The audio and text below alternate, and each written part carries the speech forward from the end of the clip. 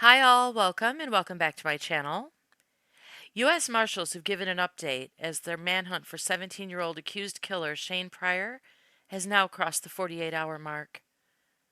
They say they've already arrested one acquaintance of Pryor's for aiding him in his escape by picking him up and driving him somewhere, and they're warning anybody else who may be helping him avoid arrest will also be arrested and prosecuted.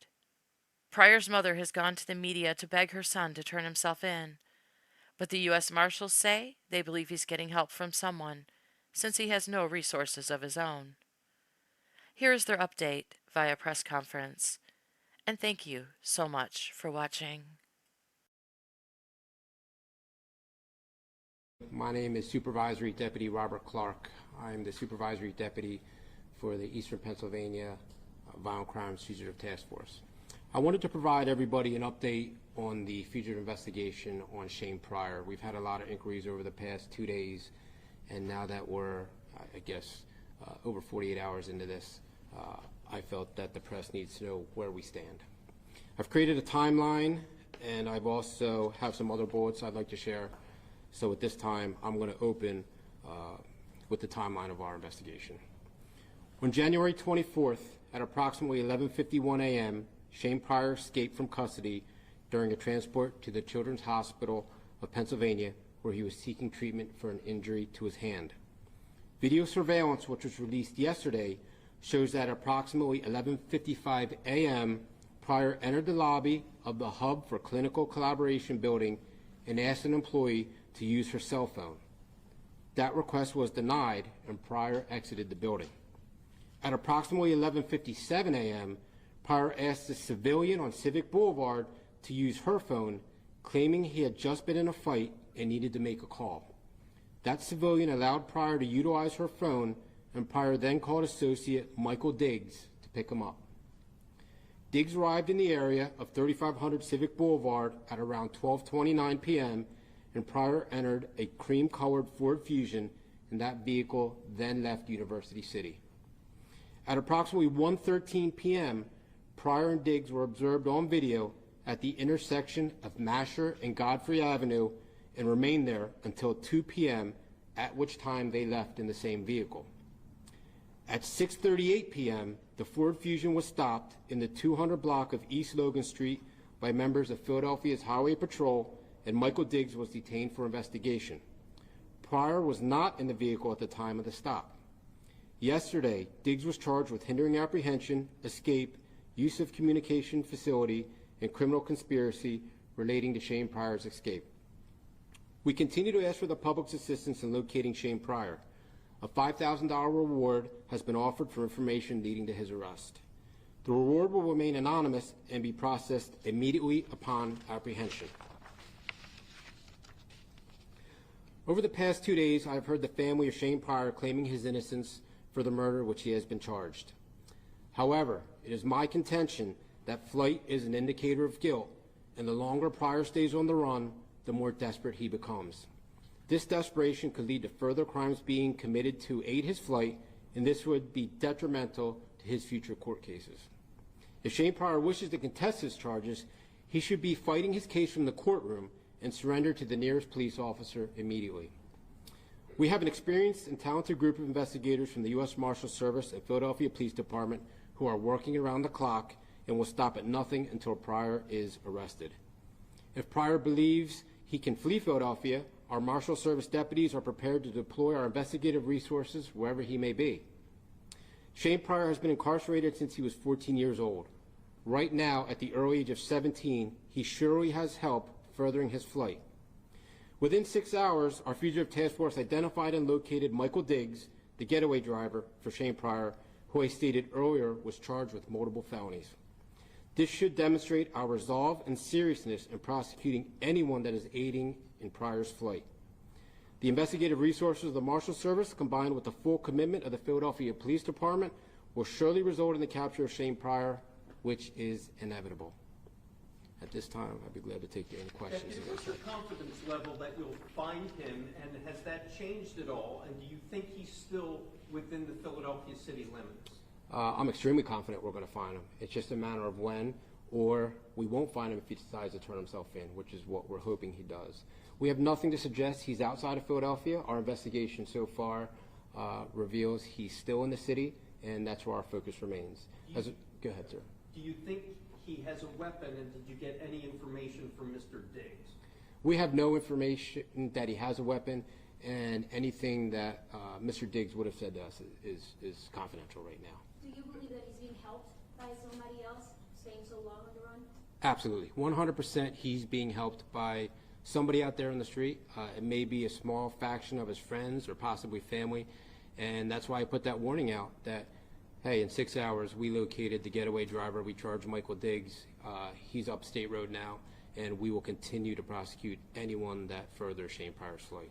Where do you think he was between that 2 p.m., 6:30-ish timeline where he met up and was picked up by Diggs, and then Diggs was pulled over around 6:30? Where do you guys think he was in that time? We don't know. We're working on it. Historically, we know that Shane Pryor has connections to Mayfair. So he's been stopped in Mayfair. I believe he has some brief criminal history in Mayfair. So the Mayfair section of the city is definitely an interest to us. But as of knowing exactly where he was, we don't have that information right now. Is there an idea what neighborhood or what part of the city, since he has connections in Mayfair, do you think that he might still be there? Or are there any other neighborhoods you think that you're focusing the investigation? I don't even know if he's there. What I'm saying is we know that he has connections to Mayfair. That's definitely a possibility where he may be. You got to remember, when he was arrested at 14 years old, he's been in jail 3 years. How much of the city does he really know other than when he was up until the age of 14? So Mayfair is our best guess right now, but we have nothing solid to suggest that. Between that time he took a civilian's phone to call Diggs and then Diggs showing up, where was he in that area? We believe he was in and out of the buildings at the in and out of the CHOP buildings. And no security was able to catch him at that point? Were there any alerts that went out? I'm not sure about the alerts, or if alerts went out with photos, or they were just generic text alerts. I just don't know. That's something to ask CHOP.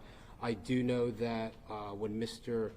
Pryor escaped, he was pursued on foot. Unfortunately, the escorting staff from the Juvenile Justice Center were not able to catch up to him, but they did pursue. Did they slip on the ice? I believe that they may have slipped. I know they were pursuing. I don't know the exact circumstance why they didn't catch up to him, but they were extremely close. I was told almost in arm's length of him when they couldn't catch up to him. What are your biggest concerns right now? 48 hours later, we're headed into the weekend, maybe easier to blend into this community. He may have new clothes. What are your biggest concerns? My biggest concern is someone's going to try to help him and get out of the Philadelphia area, in which time we're proactively planning to take the Marshal Service resources to wherever he may be. There's been, like I said, talk that the family's been proclaiming his innocence, and we reiterate that his fight should be in the courtroom, fighting that court battle, not out on the streets, because the more time that he's out on the street, the more desperate he becomes, and in our experience, there's more likelihood to cause some type of violent crime, and that's what we do not want. Do you know where exactly Diggs picked him up in the University City area? And also, is the Masher address that they are seen driving to, is that a residence? What kind of building is it? It's just a corner. It's just a corner. And the exact location, I think, was in the 3500 block. I don't know exactly where, but it's extremely close to the emergency room of CHOP. Very close. Was he in a store, did you say? We believe he may have been frequenting a store up in that area. Is it clear if he's tried to contact any family? Have you already spoken to family or approached families' residences, places where? Yeah, I think it's fair to assume that we've talked to a lot of family members, talked to associates. Right now, we're trying to shrink his world down. We're trying to cut off his resources, and we're trying to cover every avenue of escape that he could have. Remember, he's only 17 years old. He's been in jail the last 3 years. How many resources can an individual who's been in jail the past 3 years at the age of 14 have right now? And that's why we put that warning out. Anyone helping him, no questions asked, you're going to be prosecuted, as we demonstrated with Michael Diggs. Just to be clear, the last confirmed sighting of Pryor is at Masher and Godfrey around 2 p.m. The 24th. That's correct. Do you have any evidence of him changing his clothes? As of right now, we don't know what clothes he's wearing. We're going to review as much video that we can obtain, and perhaps we can put some images out later, but as of right now, I don't have a clothing description of what he could be wearing. Our best description of 5'6", I think we put out 150, 160 pounds, 5'6", 5'7", 160 pounds. We do believe he has an injured hand. To the extent of that injury, I don't know. He could possibly be wearing white sneakers. Somebody said a navy blue sweatshirt, but that's all speculation. We don't have a solid description to give out to the public at this point. I'm hoping in the future we do. Yeah, and him first being arrested as a 14-year-old in those first photos, he was very baby-faced. Correct. He's already, changed his look. Sure, he's matured tremendously in the past 3 years. Some of the booking photos that were out there, they're the baby face of a 14-year-old. I think the public needs to concentrate on the video that we put out from CHOP, where he definitely looks a little more mature, and I think those are more accurate videos of what he looks like. And if we can obtain more video in the future, I'll be the first to put him out there. I was gonna say, are you asking neighbors to look at their ring cameras or home surveillance to see if they're catching him walk by or anything at this point? We're asking for anybody who has any information to call our tip line at our national tip line 1-877-122, or our local tip line, which I put out in the press release. You can go to the website www.usmarshals.gov. The first thing it asks you, would you like to submit a tip? Just click yes. But we'd rather get 1,000 tips that don't work out than miss that one tip that could have been something. So we're asking the public to be vigilant. People in the Mayfair area, be on the lookout. That is an area he's known to frequent. And if you have any information, contact us immediately. We're working around the clock over the weekend. Our investigators are only going home to catch a few hours of sleep. So much like the previous escape from Philadelphia, the Philadelphia prison system for Amin Hurst and Nasir Grant, we're working around the clock on this. And we're prepared for the long haul. If we don't have them here in a couple days, we are proactively planning to use the Marshal Service resources to go wherever he may be, up and down the East Coast, out west, wherever he's going, we're going to pursue. Could you just give a little logistically what kind of resources you do have? Safe to say, is it the search intensifying more? Because the reference point I have is Danilo Cavalcante, and as the days went on, the resources just got bigger and bigger and bigger. Right. Could you just kind of, as a reference, what makes this a little different? So with Danilo Cavalcante, it was different because we had him confined to maybe a 6-mile perimeter in the woods. We needed bodies, boots on the ground to go through the woods. We needed some surveillance resources.